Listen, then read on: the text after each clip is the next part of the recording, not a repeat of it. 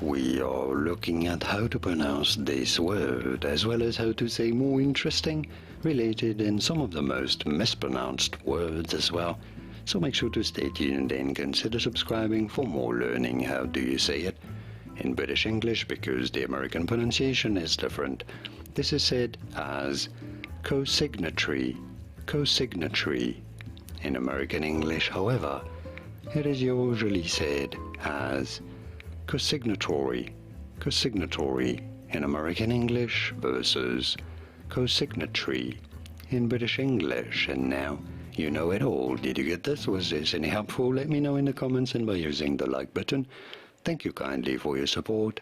More videos on how to pronounce more interesting words and names whose pronunciations aren't always obvious. I'll see you there to learn more.